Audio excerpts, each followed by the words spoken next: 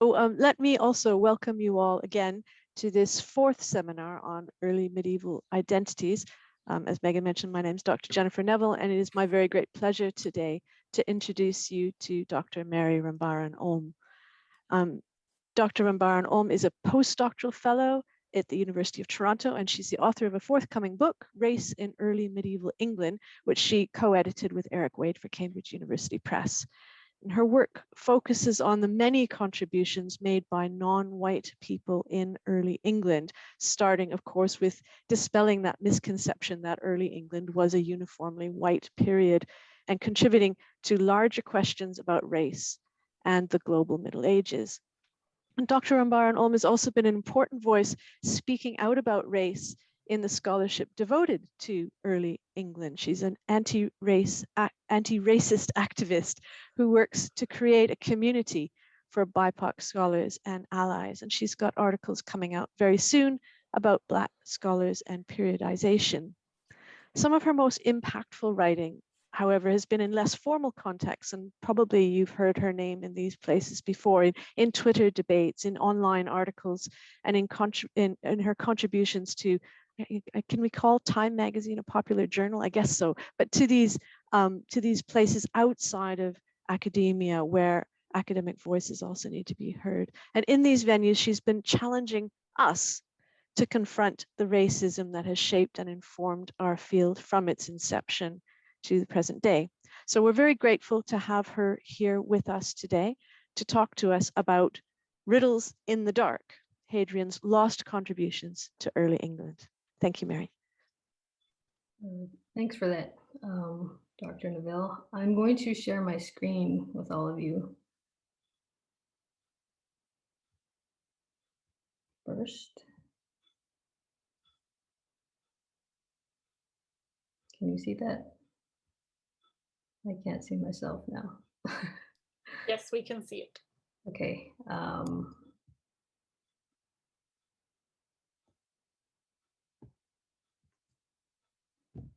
Is that good? Everybody good? Okay, good. For those, well, thank you again for that introduction. For those who don't know, the past 7 or so weeks have been particularly busy for me with regards to dealing with racism, white supremacists, and know your place aggression in the field. Firstly, I want to thank anyone who's been paying attention and being engaged. There are many of you who've spent time and energy pushing back, writing letters, emails, speaking publicly, and you exemplify what good accomplices are.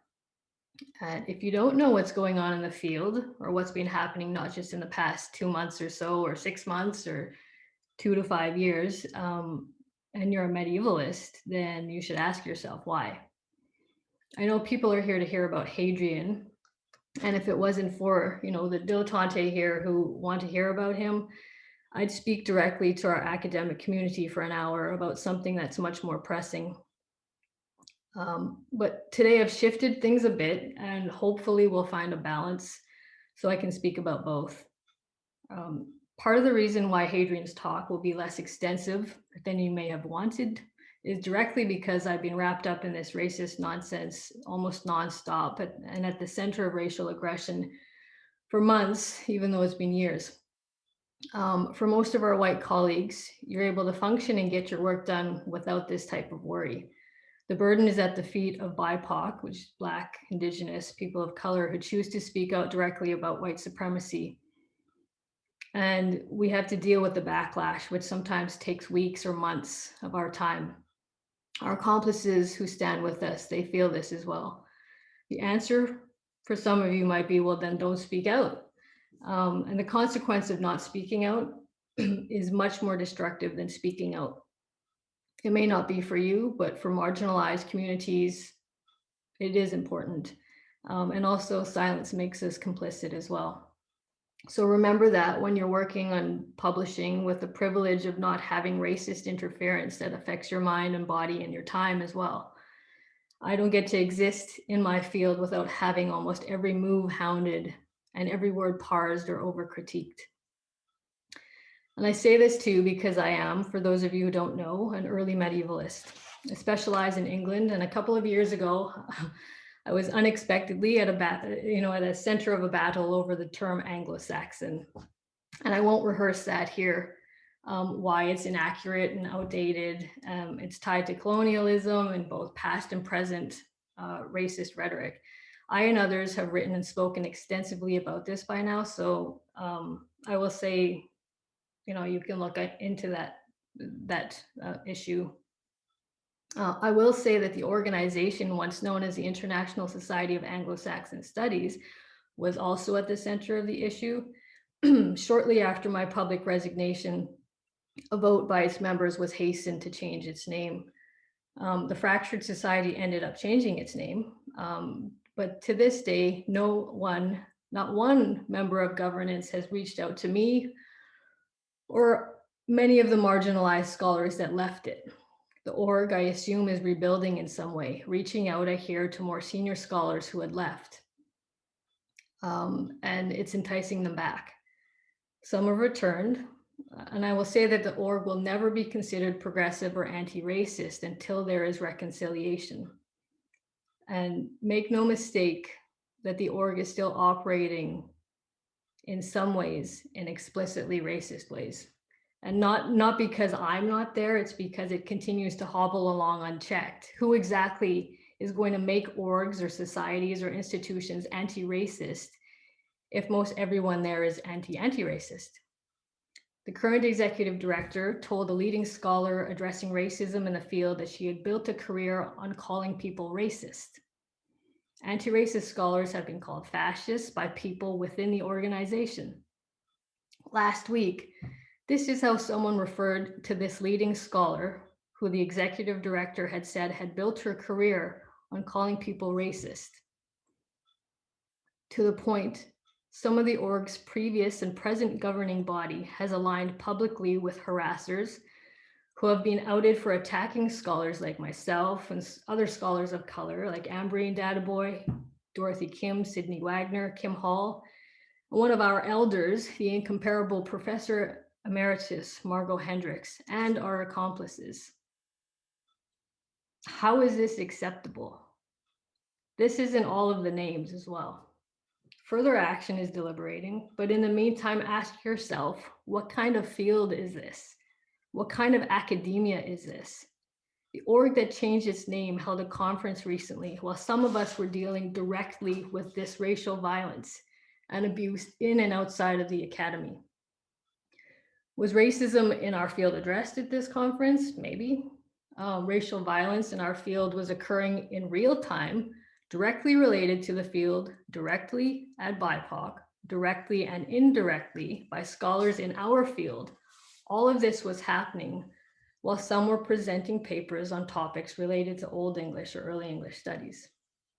How is this, how is contributing to these conferences helping move our field forward in a progressive way? My fear, as is recorded in discussions I had on the board about the name change, was that it would be window dressing, and I think I'm right. My fear is right. You may be moving your CV forward, contributing to conferences for a CV line without a care or worry about what sort of org you're participating in, who you're representing. That's not ethical scholarship. So if you don't care about anti-racism or anti-racist scholarship, then you should at least care about being an ethical scholar. And, again, this is academia and we all participate. I do too. We're conditioned to treat each other in inhumane ways. So, what am I doing here? I'm grateful to Dr. Cavell and Dr. Neville and Dr. Mogford for inviting me, reaching out for this opportunity. They may regret it, and that's totally fair and fine. But they've given me a space and a place to share publicly what's going on and to shed some light on Hadrian, and all of this is relevant as well. But I'm here more importantly for those in the public who want to learn about Old English in ways that haven't traditionally been taught. My audience is precisely the people that alt medievalists, racists, fascists, and the like say aren't listening. To quote a bootlicker online, they froth at the mouth because this know your place aggression that Professor Caritha Mitchell has written extensively about, it's not working. We aren't subservient, we're not silent. And, the bootlickers just can't handle that we just won't stay quiet and stay in our place. People are listening. Many of them are here today. And these bootlickers, they're sorry asses, they can continue to write letters, to maybe not at other people's universities or whatever, but, if their feelings are hurt, then go ahead. But I'm telling you now that I'm not going to stop talking about racism in and outside of the academy. I'm not going to stop speaking up for marginalized scholars and intersectionality. And I will always believe in open access scholarship and educating the public. So, so that they don't turn into monsters like alt medievalists and associated racists and bad faith actors. The theme of this seminar is riddles, so scholars can riddle this. What sort of field is this? We are a mess, and some of us, mostly marginalized folks, are carrying the burden of shifting this field forward precisely to keep it relevant, although it continues to reject us. The time we spend pushing back at racists, it allows, or other types of ists, homophobes and bigots of all types. This allows white scholars to make names for themselves as critical race and or anti-racist scholars. They can theorize about critical race and racism, but make no mistake that their modes of operation help continue and contribute to upholding white supremacy. Our purpose and goal, or mine is to tear down these structures, not to work within these frameworks, these white supremacist frameworks. So riddle yourself how you're working to make systems better and what, if anything, you can do to change. Are you stepping aside and giving platforms to marginalized folks? Platforming Black folk is going to be the theme that runs through this talk as it relates to Hadrian. So let's talk about Hadrian. My interest in Hadrian was piqued by learning where in general terms he was from, although this is somewhat debatable, particularly in a field dominated by white men and women who have historically fixated on preserving what they believe is a white heritage. This, as we've come to learn more in recent years, is false on every level, and our unwillingness to see evidence that exists or erase historical evidence is just the type of ahistoricism that a lot of conservative scholars and the public have been accustomed to or believed to be orthodox since the field began. What drew my attention to this Hadrian fellow was a description that a 7th and 8th century monk and author Bede used to describe Hadrian. And I've underlined there, that's not part of the manuscript. You see that in red. This line in Bede's Historia Ecclesiastica described Hadrian as the man by nation of Africa. This has been translated in various ways, most notably as the man of African race. I prefer the translation nation of Africa, although both race and nation are used to invoke difference. In classical and insular medieval Latin, the word Afer, A-F-E-R, referred to a North African. Bede uses Afer again to describe Tertullian, who scholars have established was from Carthage and also of Amazigh descent. The main signifier in Bede's use of Afer to describe Hadrian is meant to signal some sort of alterity. It's important to note that Bede was in his 30s when he was writing about Hadrian, and Hadrian was still alive. So he wasn't writing about him decades after or centuries after Hadrian had died. They were contemporaries. And it's important to note that race, as we understand it, wasn't defined the same way. And we're just learning what that meant to the people of the early Middle Ages in England. W.E.B. Du Bois, Kim Hall, Margot Hendricks, Jacqueline de Weaver, Ananya Jahanara Kabir, Deanne Williams, Geraldine Heng. All of these and others have done formidable work in bringing to light how race was constructed in early modern England and the later Middle Ages.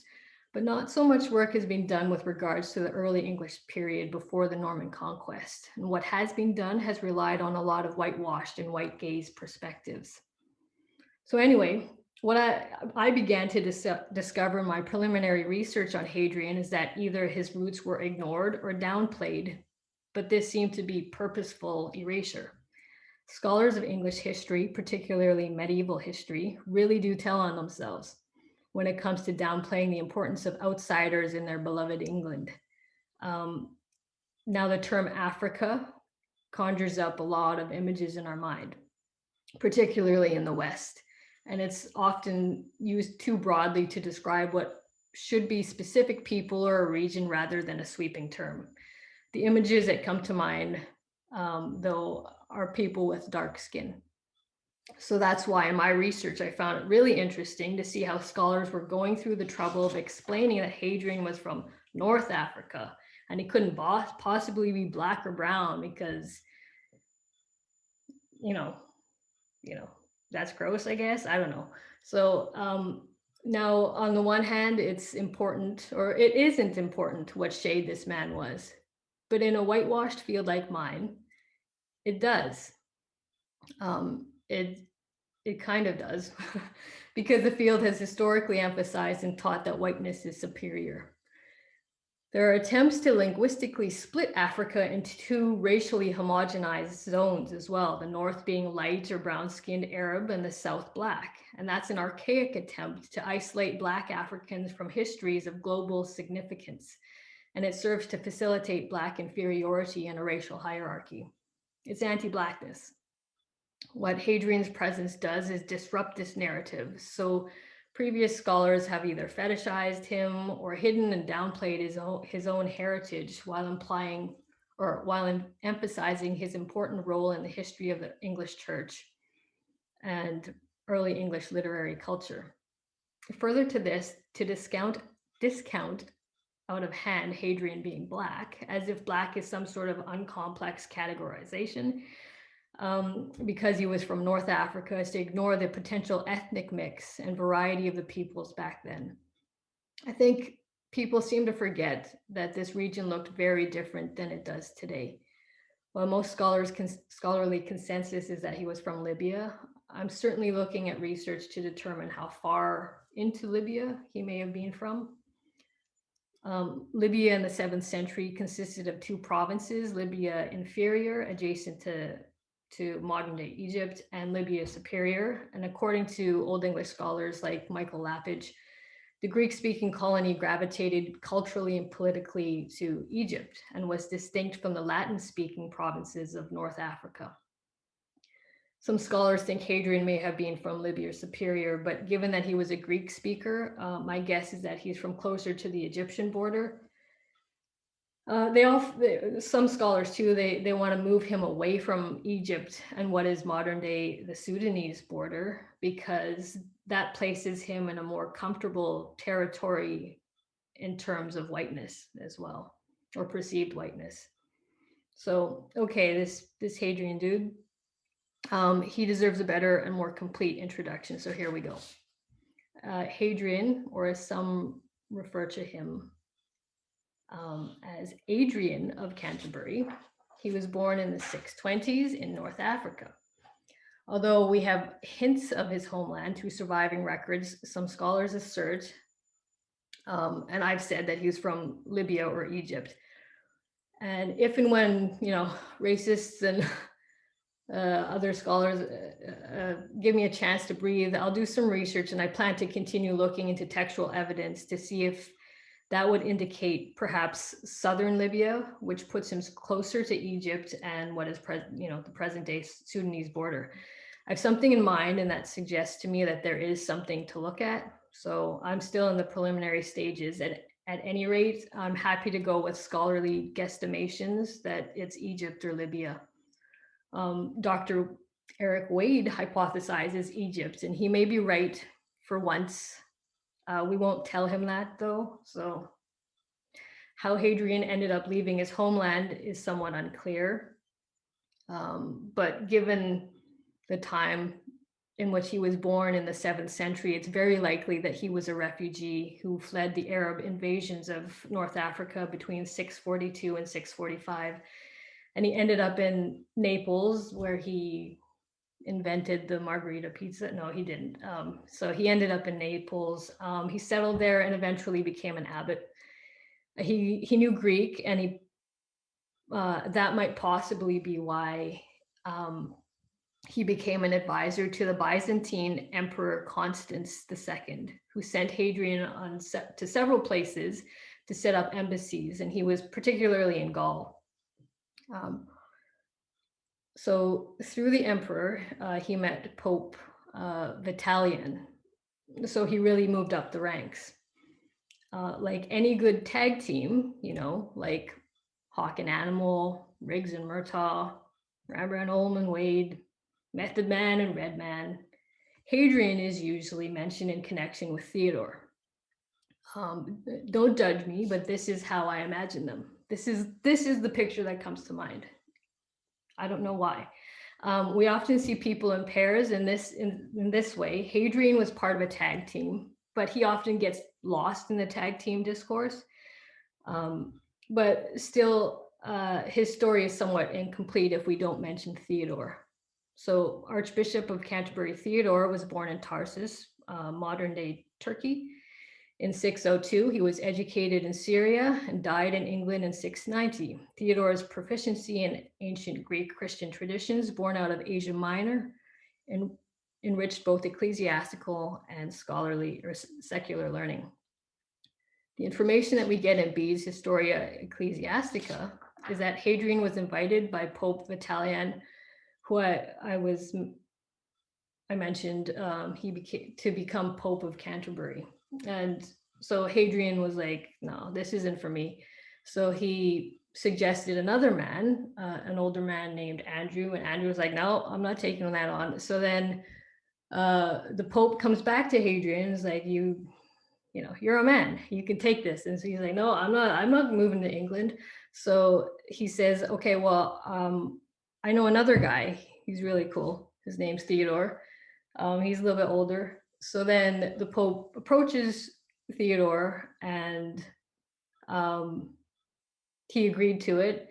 And the Pope suggested that Hadrian accompany him because he had been through Gaul before, so he could take him, up there. And he also thought that it would be a good way, he'd be a good asset anyways to educate, the people in the sticks of England.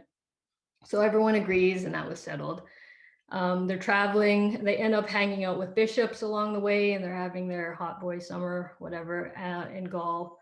And then they're settling in different spots during the summer as well, or in the winter. So things are going well. And then word gets up to the 8th century cleric who established an archdiocese in York, and his name was Egbert. His brother became the king of Northumbria, Eadbert. So Egbert hears that Theodore and Hadrian are on their way, and he sends a messenger to help them, just to help them, aid them up, because they're with the Franks. So the messenger ends up in Gaul, and Theodore falls ill for a little bit because he's in his 60s, and that happens, I guess. I don't know. He recovered. The messenger and Theodore set sail for Britain. In the meantime, Hadrian was detained. He was detained for weed. No, he wasn't. He was detained for 4 months, actually, because the Frankish mayor where he was staying was paranoid. I think his name was Ebroin. So he was paranoid that the Byzantine Emperor Constans was plotting an alliance against his rule. So he just wanted to make sure that everything was safe before he let Hadrian go. So Hadrian eventually, about 4 months later, or into the new year, he made it into England, and he stayed there in England with Theodore. So Theodore is described by Bede as being the first archbishop to whom all the Church of the Angles consented to submit. And because, as I've said, they were both amply instructed in sacred as well as secular literature, a crowd of disciples being congregated, rivers of salutary science daily flowed from the irrigation of their hearts. So that they even delivered to their hearers the rules of ecclesiastical metrical art, astronomy, and arithmetic, together with the volumes of sacred texts. Theodore's proficiency in ancient Greek traditions born out of Asia Minor enriched both ecclesiastical and secular learning. According to Bede's account, Hadrian too was skilled. He was a skilled scholar of Greek and Latin and is credited with introducing the early English to astronomy inherited from Greek philosophers, as well as riddling and enigmas inspired by African poets. Both men were sufficiently knowledgeable in early medieval medicine, and a number of medical recipes have been attributed to them. Additionally, Theodore's own teaching attracted disciples. He established a school, and as the first archbishop that the entire English church of the time obeyed, he and Hadrian built a library, they gave lectures, trained priests, artists, writers, they introduced songs, and more. So it's safe to say that they established their place as cornerstones in English ecclesiastical history. In addition to that, they brought so many traditions from abroad. It's important to say that they were and are important historical figures in helping establish early English cultural identity. And this is important because some historians have given the impression that England was self-made by white English people, and that has just never been the case, no matter how much they want to believe that. Although we don't have Hadrian's and Theodore's original works, we get glimpses of them through Hadrian's student Aldhelm's Riddles, through fragments of Hadrian's teaching notes found in later medieval manuscripts across Europe, and possibly through the introduction to England of saints of Naples and Campania that feature so strongly in early England. Hadrian introduced his students in Canterbury to riddles by the late Roman writer Symphosius.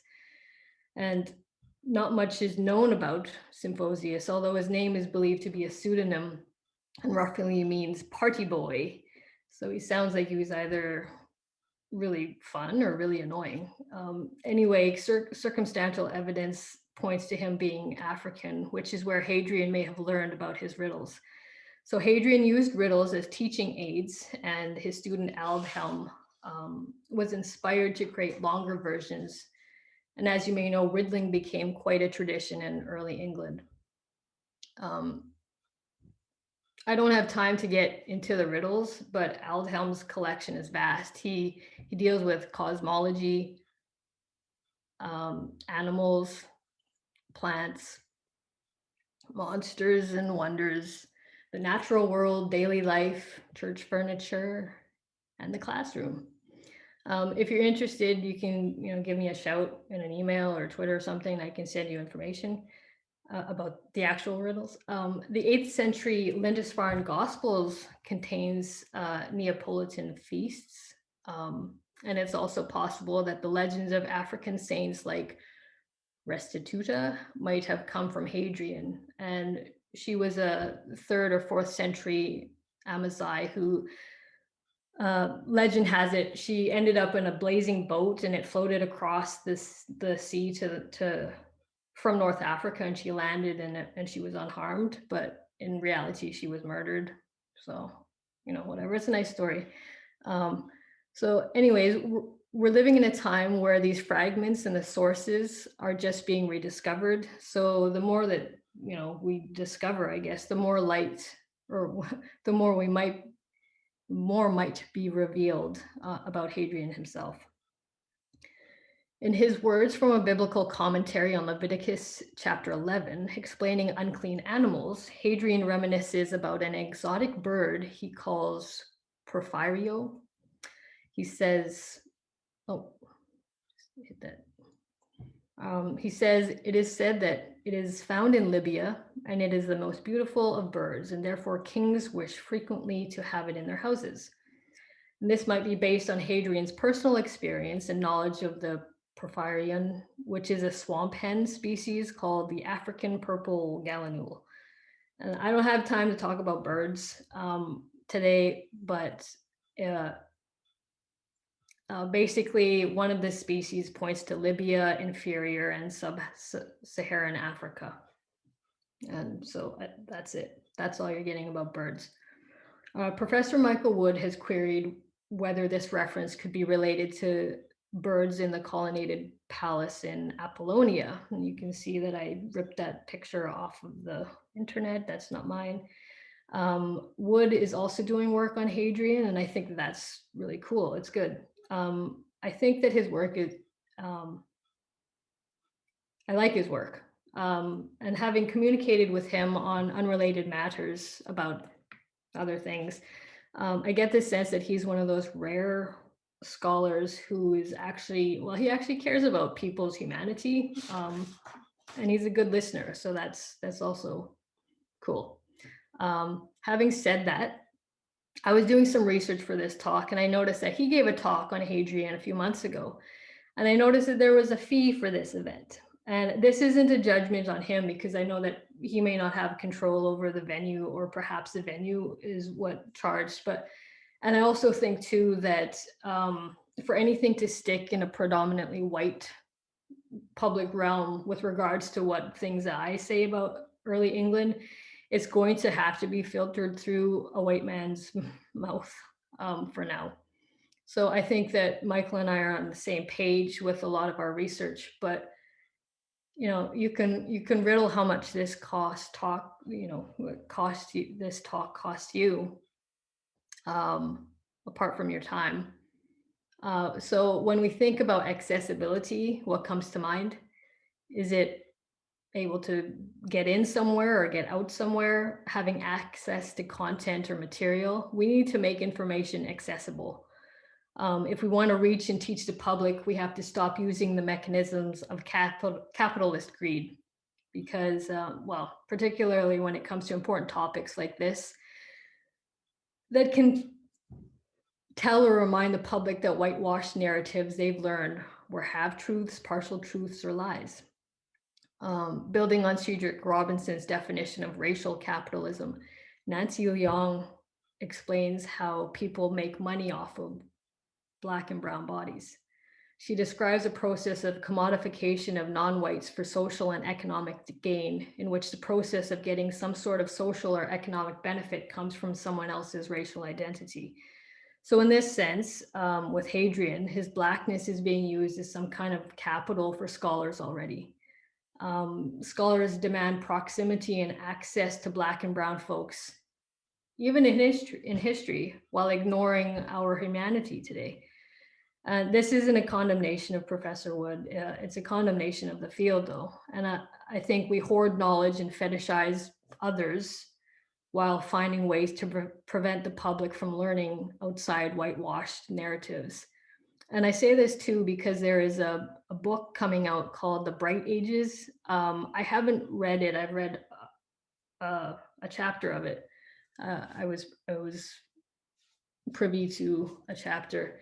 And I think that sort of work, again, I don't want to say too much about it because I haven't read the whole thing, but these sorts of things are a problem when, especially white male scholars whose areas aren't typically on otherness or race or whatever, they capitalize on this and they don't actually care. They don't give a shit about us. So, sorry, I don't know if there's children here or people with sensitive ears, sorry.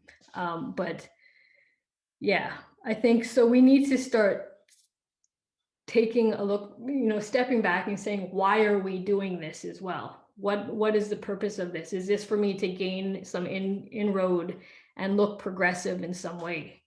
Are we doing this because we actually care about history and telling the truth, and also care about people today who aren't like us?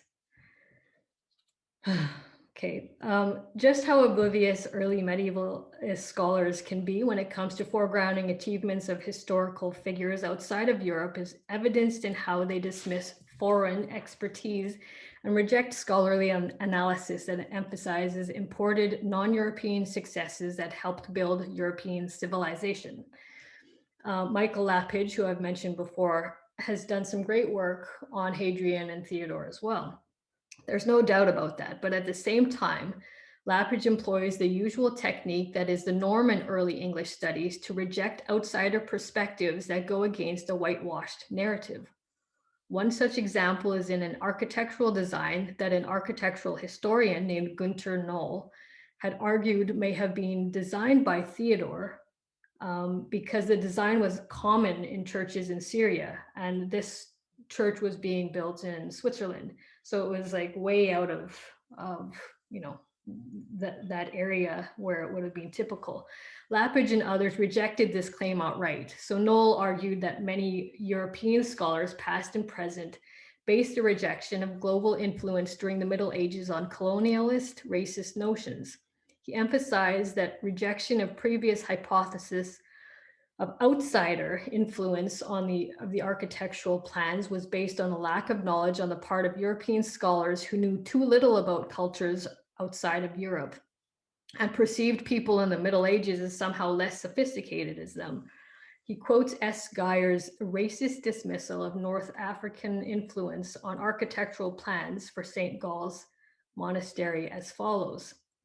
It can be ruled out that the entire peoples, like the Germans of the time, still living in a depressed semi-prehistoric state, could have been in a position to arrange ancient style and forms of building, which were totally unintelligible to them, into something entirely new. Whoever heard of one of today's colonial or underdeveloped people, such as the Negroes or Indians, being in a position to transform our European forms of culture into completely new and varying type of overwhelming scope? Bruh. Oh man. This pretentious racist colonialist summary somewhat captures Lapidge's handling of Hadrian's biography. As his very being as an immigrant, which undoubtedly fostered his knowledge and understanding of the world in various ways, is downplayed, and scholarship highlighting his achievements outside the framework of Eurocentrism is treated with disdain. Although scholars credit Hadrian for his accomplishments in ecclesiastical and secular learning and teaching, there's a failure to recognize that this man, along with Theodore, created a thriving intellectual community partly based on their journeys from and learning in Africa and Asia Minor. As they relocated, either by force or by choice, from their homelands, pieces of their respective homes would have remained with them. With their disciples, they traveled throughout England, teaching the Angles and Saxons and Northumbrians, Kentish, whatever, wisdom based on their Christian education. More importantly, vestiges of their past can be found in what survives of their teaching and writings. And I've said, such as Hadrian's riddling and enigmas, born out of North African traditions, and Theodore's inclusion of a Persian saint in the Old English martyrology. Other ecclesiastical figures who relocated or were born abroad carried with them their own traditions and interwove them within the practice of different societies they settled. So it should hardly it should hardly surprise scholars that Theodore and Hadrian would have brought with them customs from overseas. Lapidge's praise of these figures for, quote, what was arguably the brilliant school of studies during the entire early English period, end quote, is clouded by the lack of acknowledgement of the international and intercontinental knowledge they introduced into the English kingdom. Lapidge underpins Hadrian and Theodore's achievements in a nationalist context by crediting the point of origin for their later students' continental missionary work as English, rather than recognizing the global influence on English learning itself. Altogether, the culmination of Hadrian and Theodore's achievements most often centers on books and learning and how they recorded, quote, facets of English life, end quote, while erasing their own respective histories and the influences they brought to England from abroad that cultivated this early English culture. A whitewashed and racist narrative centered on Eurocentric exceptionalism has impoverished understanding of history and allowed a white supremacist narrative to feed into the Anglo-American psyche. The fact that Hadrian, the man by nation of Africa, may have been Black further disrupts the established account of British history that early English studies and beyond maintains. Certainly, it may be argued that his color is not essential in acknowledging his achievements, but scholars are often quick to dismiss this idea because it challenges their presumptions of an all-white English history. At any rate, Hadrian and Theodore's imperishable legacy is hardly mentioned, if at all, in the classroom. And theirs and others whose origins were not European are often downplayed or ignored because the field is entrenched in white supremacist narratives and unwilling to talk about race and racism. Eric Wade argues that medievalists see continuities between modern and medieval concepts of race, yet, quote, due to the whiteness of early English studies and its colonial disciplinary beginnings, critical race theory has made few inroads into the scholarship. He further contends that the history of race undercuts the traditional narrative that the system of race, which is often tied to the emergence in the West with modernity, the Middle Passage, or the scientific method, end quote. The field and what it represents has always relied on a tacit centering of whiteness in its modes of thought and analysis.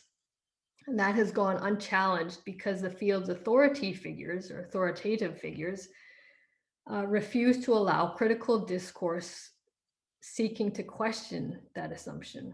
Early English studies implies white, traditional, and conservative, and to turn to Stuart Hall's point about selective truth in history, the way in which the field was framed, has framed its own narrative in history has become seen as true to the field's detriment. He states that certain ways of understanding and talking about the world can become so natural or taken for granted that they come to be seen as true, and in doing so, making it difficult for alternative readings of the world to take root. Discourses always operate in relation to power. They're part of the way power circulates and is contested. The question of whether a discourse is true or false is less important than whether it is effective in practice. When it's effective, organizing and regulating relations of power, say between the West and the rest, it is called a regime of truth. Medieval studies as a whole has often acted as a key player in reinforcing white supremacy. Watershed moments from other disciplines have come much sooner, where they have chosen to re-examine their canons and the structure of their field. However, early English studies in particular has continued to anchor its narrative in whiteness to reinforce white greatness. Similarly, around much of the globe, the early English period is viewed in absolutes, deeming it formative, static, wholly white, and superior to something other, whatever other may be in the English historical narrative. The regime of truth in the case of early English has been packaged and focused on white superiority. And this ethno-nationalism has not only become entrenched in the modern English psyche, but it's reflected most particularly in the British Academy, which largely refuses to interrogate a warped historical narrative built on English nationalism and colonialism. And scholars in England in particular need to stop ignoring and downplaying this problem. Representation matters. An image like this, which a young artist of color, Nicholas El-Kazan Mendiola, gifted to me, represents how I envision Hadrian. Nicholas takes commissions, so you should check out his Twitter. It's down on the screen there, and support his work as he features, reimagines, and represents BIPOC in history. This piece is something that has brought mixed reaction from people with whom I've shared on social media. Just this representation of Hadrian as a Black man is so offensive. I hope that Nicholas doesn't receive anything but praise for this, but I know that I receive pushback. Now, imagine for a moment how us, as Black bodies, or brown bodies, or Asian bodies, bring discomfort to a room and to a field with our very presence. This discomfort stems from people being taught a lie that England was self-made by white people. Having some tanned Mediterraneans might be okay, but to many racist minds, the idea of a Black man coming and serving in England, establishing schools, educating people, basically helping form and establish this early English cultural identity is entirely impossible. Why does it matter? It does matter because we've limited our scope by false conceptions and images of whiteness for hundreds of years.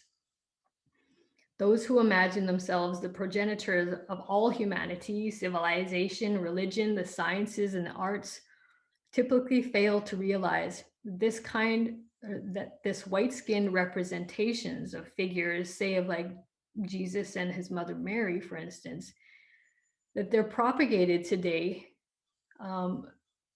They're adaptations of white people's ancestors. The white European popes and priests and artists who recast the godly depiction of their savior and his mother in their image. White folks have appropriated for themselves images of people not quite like themselves for a long time. Now, I don't draw your attention to a Black Hadrian to have you fetishize him or other POC throughout history, but it is interesting how images like this are so disruptive. And I want to emphasize to you all that our very presence, my presence, people like Olivette Otel, Margot Hendricks, Priya Gopal, Sunny Singh, Coritha Mitchell, Tiffany Floroville, the list goes on, Adrian Merritt, Chisimo Kalinga, Kim Tallbear, okay. Bridget Fielders, you name them. There's so many other historians who just happen to be women of color and were at once fetishized and seen as a threat and disruptive to our fields. And I've noticed in the past few years that when I'm referenced in articles or blogs or PowerPoint presentations, that people will add an image of me to their discussions. So ask yourself as readers, how often is Michael Lapidge's picture ever attached to something when he's quoted? What is it about Black bodies that is so fascinating and otherly that we need to be on constant display? We're never really authorities on our own, no matter our expertise. I'm often quoted alongside David Wilton regarding the misused term of Anglo-Saxon. I have yet to see a picture of Wilton. I don't even know what he looks like. So this isn't an invitation to start posting pictures of scholars who are, you're quoting, unless you want to make that a thing, I guess. But what I'm driving at is that scholars of color are objectified in ways, and we're allowed to be objectified in ways that no one really bats an eyelash at. Eduardo Ramos, in his paper on confronting whiteness, anti-racism in medieval studies, says, quote, medieval studies is enveloped in whiteness, from the voices we are taught to respect in the field to the bodies we allow to belong. Whiteness is everywhere. As such, whiteness is treated as a neutral default rather than a privileged position. This, of course, is racist, but racism is not just a matter of individual acts. It is pervasive and systemic. Because spaces devoted to the study of medieval Europe have been predominantly occupied by white people, structural racism within the academy falls most heavily on the people of color in the field and is easily ignored by the white majority, end quote. And make no mistake that model minorities exist in spades in this field too. So does colorism, that's a problem, but that's a discussion for another day. By now, some of you may know this story, but for those who don't, I have a short anecdote reported first by Kathy Levezzo, in which she tells the story of a young man who won a scholarship and left his homeland in the Caribbean to spend 6 years studying at Oxford University. Given the antiquated system in which he learned, he described his education as lodged in the past, since a full quarter of his coursework consisted of studying medieval literature. While this young man hated learning dead languages, and I don't blame him, he loved some of the poetry he read. He cited Beowulf, Sir Gawain, the Wanderer, and the Seafarer as some of his favorites. And as he thought about his future, he mapped out a graduate project focused on Piers Plowman. This plan seemed plausible, But, and there's our turn, but for his quote, aesthetic South African language professor and a pained tone, discouraged and dissuaded, unquote, the student from pursuing graduate work in medieval studies for fear that historical precision was at stake at the risk of anachronism. The student was said later on that, quote, I was interested in medieval literature and was interested in it in a critical way, not in a scholarly way, end quote. By scholarly, he was very much describing the old guard approach, where we focus on language and history, where history by default means white people's history, whatever that actually means. So in being chided early on in a pained tone, no less, that the point of academic work is to respect history, perhaps this propelled this student into examining and questioning history and race, providing us with some of the most invaluable theoretical work on the subject. For those who have not figured it out, I'm referring to, of course, the cultural theorist and political activist Stuart Hall and his pained tone South African professor, Old English scholar J.R.R. Tolkien. Our loss in medieval studies was really the greater intellectual community's gain. But I share this story to show how our obsession with preserving traditional readings has lost us, if not many, at least one intellectual giant. The question of what if haunts me because I still see this shutting out in our field and others within academia as a whole. What would our field have become if we had made room for someone like Stuart Hall? What was the gain of another intellectual community was for our loss, especially when we consider how resistant to non-conventional or non-traditional ideas early English studies has been. And I say we, but this begs the question, who are we? In discussing this we, I argue that my field's restrictiveness and archaic approach to history, literature, theory, and inclusiveness has left it gasping on its deathbed. It should come as no surprise that an outsider, the field's other, the token, whatever, wants us to reach out, and I think we need to. The story of Hall's pivot from the field prompts a haunting reflection. How might the field have developed differently if intellectuals like him and perspectives like his and otherwise were not discouraged or dismissed outright? How might we have read Hadrian into history if whiteness wasn't so pervasive? We live in a contentious time today where fascists and white supremacists, particularly those in predominantly English-speaking countries, seek to identify with what they view as their heritage or their Anglo-Saxon roots. In Toni Morrison's essay on Grendel's mother, she speaks of how the Old English poem Beowulf resonates today, weaving it into the hideous framework or fabric of fascism.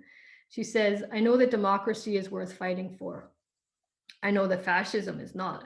To win the latter, nothing is required. You only have to cooperate, be silent, agree, and obey until the blood of Grendel's mother annihilates her own weapon and the victors as well. So here again is a voice that was erased from the field, as Morrison offers an invaluable lesson that allows an episode within Beowulf to reinscribe itself into our present. As with all white supremacist projects, this supremacy in early English studies has endured silently and stealthily, shaping not only the field's content, but also its professional culture for white and non-white scholars alike, normalizing significant imbalances in power and audibility, and erasing voices like Morrison, who would have breathed new life into this dying field. In Sierra Lamoto's White Canon in a World of Color, she argues that the white literary canon symbolizes epistemological oppression. One of the results of the 2020 Black Lives Matter uprisings that reverberated around the globe was tearing down statues of colonial racist oppressors. Lamoto explains, or she expands on that, and she described how notable persons within the Western canon that are commonly etched into public buildings reflect a type of socio-economic oppression, where only the privileged and those deemed educated enough will recognize those figures. And there again, we have to think about accessibility as well. And, you know, if we're charging for things where we should be educating for free, you know, to make sure that we are bringing more people into the fold. we're not going to do that if people aren't deemed educated or wealthy enough. The impulse to memorialize racist, colonialist leaders and other historical figures in architecture and design creates toxic confabulation and leaves BIPOC to wrestle with the enduring racist and socioeconomic legacies of these figures. She argues that as an instructor, it's her job to show students how our reverence for whitewashed literary histories must be taken down as well. If we draw on the works of people like W.B. Du Bois, Anna J. Cooper, and David Gordon Houston, we know that BIPOC scholars have been discussing how whitewashed narratives have hindered understanding of history and humanity for a long time. So let's end with some riddles. Who are we? Who do we let in? What is our field about and how is it represented? Hall interrogates these questions and he argues discourse continues to inflect the language of the West, its image of itself and others, its sense of us and them, its practices and relations of power towards the rest. It is especially important for the languages of racial inferiority and ethnic superiority, which still operates so powerfully across the globe today. So far from being a formation of the past and of its own and of only historical interest, the discourse of the West and the rest is alive and well in the modern world. Hall models how to communicate difficult ideas in an accessible manner, and his theory would have been incredibly useful for our field. It is. It's useful for other fields as well. So we can start with small changes. We need to be better allies and accomplices. We need people to call out and help break the cycle of gatekeeping in all of its forms. This includes calling out and not actively or passively contributing to racist practices or racism. You know, and I will say too, that get the phrase Black Lives Matter out of your damn mouths and your bios if you're not doing that. I end with this. What place should Hadrian have in English history? Placing a grossly overlooked angle into perspective. If you're asking, why is this Hadrian Black? Instead, riddle this. Why are you so uncomfortable with the idea that he might be? That's me. Thank you very much, Mary. I'm going to take advantage of my privileged position and ask you the first question.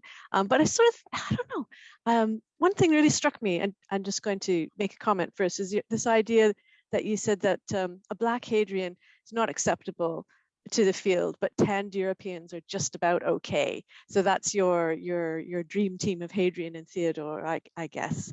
And I was wondering, sort of my first question is, you gave us that language of race and ethnicity that Bede uses to describe Hadrian.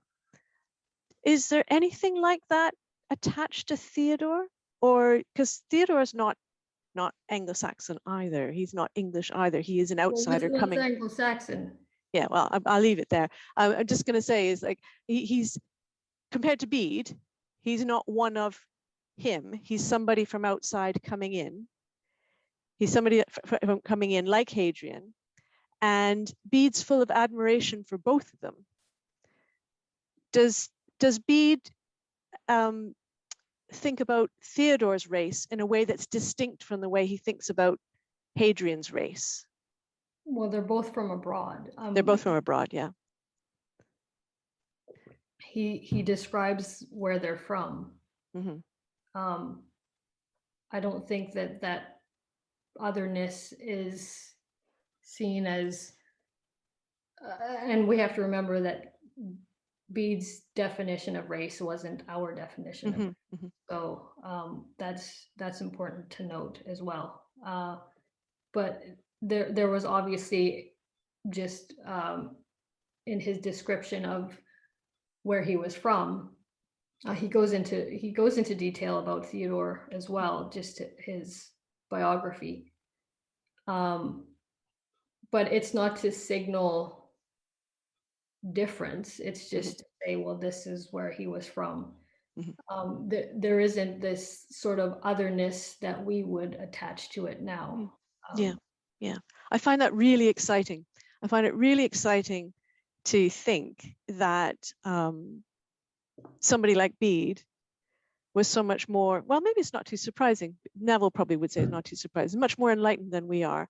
And with his different ideas, and and I think just thinking about people like Aldhelm and the way they wrote about Hadrian and Theodore, their perception of themselves was that they were absolutely inferior to them, that they were gathered around the greatness of these alien foreign masters who were coming in and granting them the benefit of their superior learning.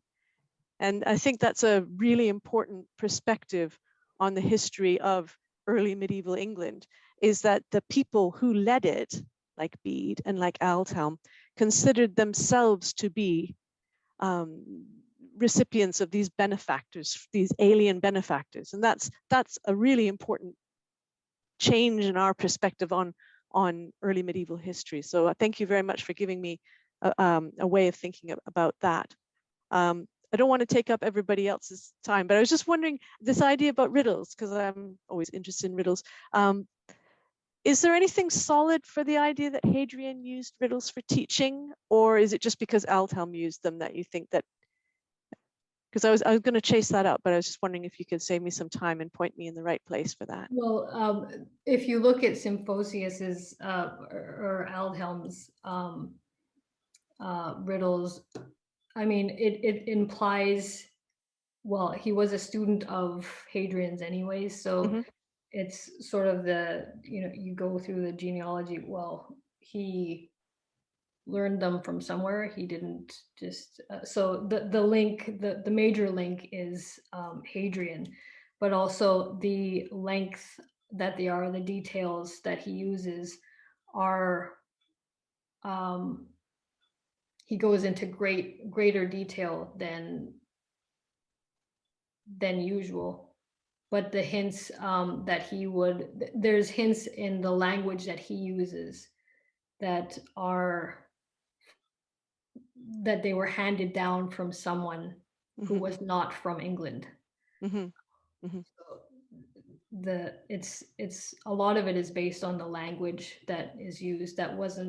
That there are certain things, even in the medical recipes, some of the ingredients wouldn't have been, they weren't native to England. So okay, thanks very much. Okay, great. Thank you. Thank you for such an interesting talk. I suspect that, well, I think that a lot of us have gained a lot from that.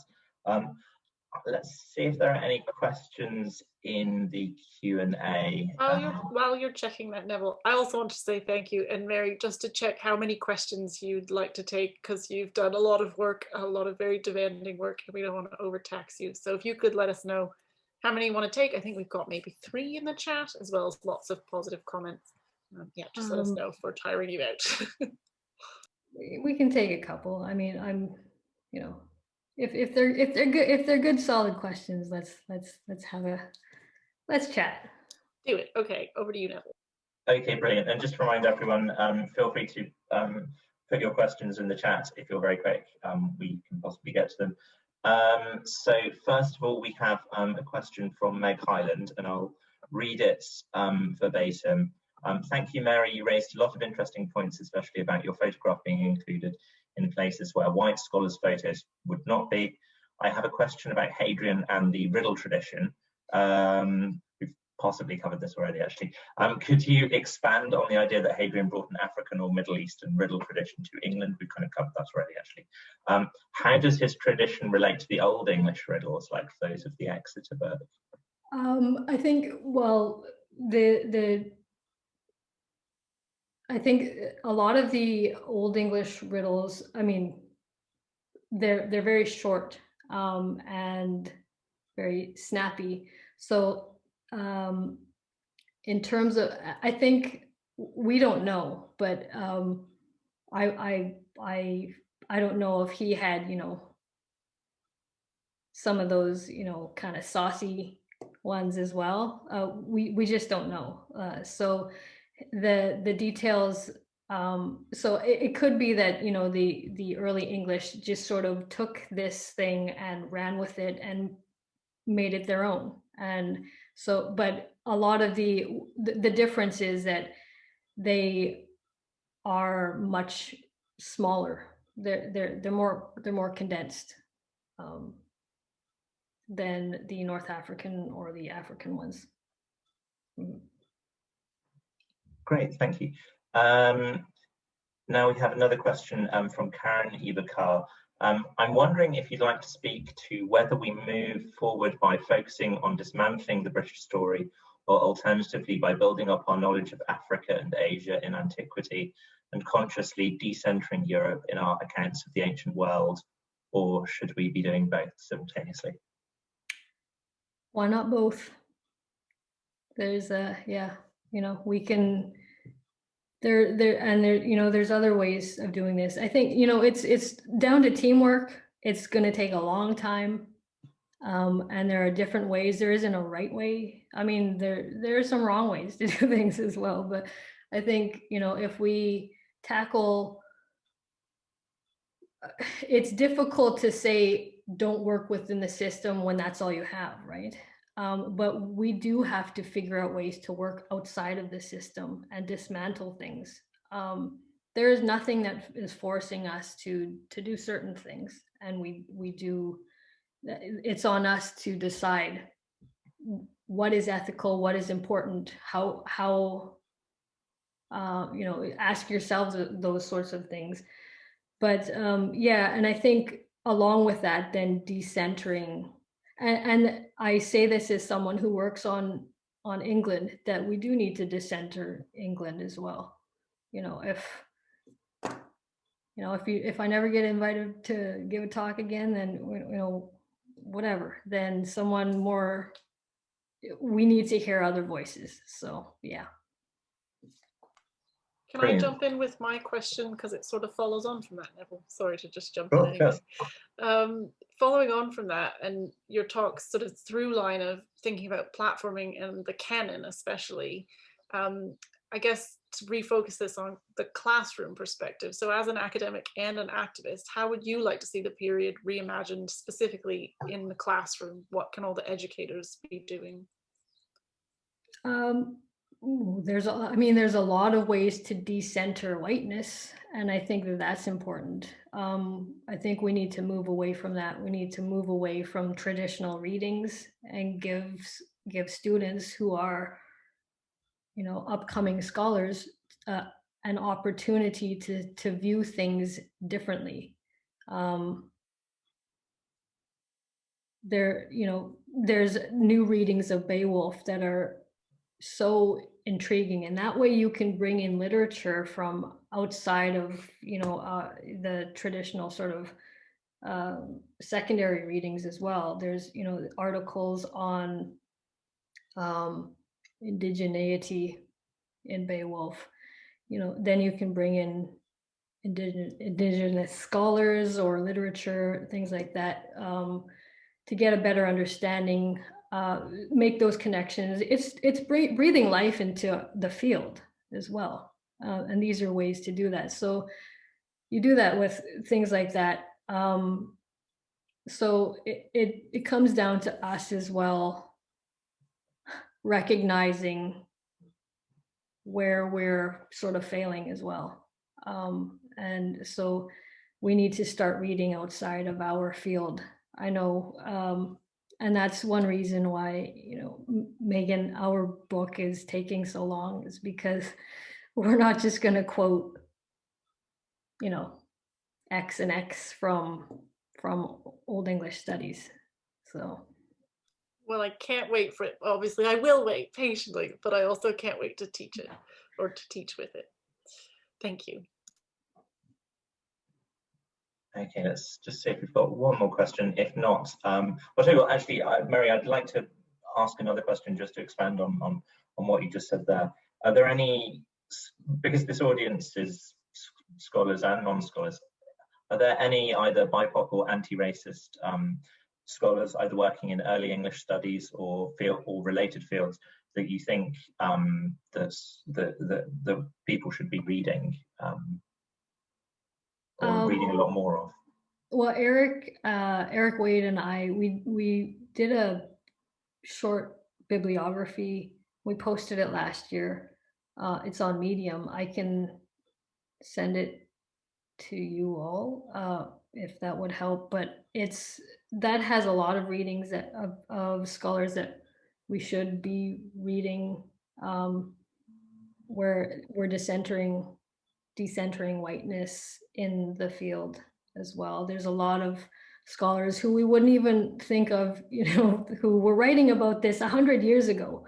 So we've done a lot of damage by forgetting, purposeful erasure, I think, of some of these individuals. So there's already a bibliography if people are interested, and I can tweet it as well if that would be easier, just to save everybody time. Yeah. Great, thank you very much. Okay, I've got some comments. I don't think we have any more questions. Well, that's easy for me then.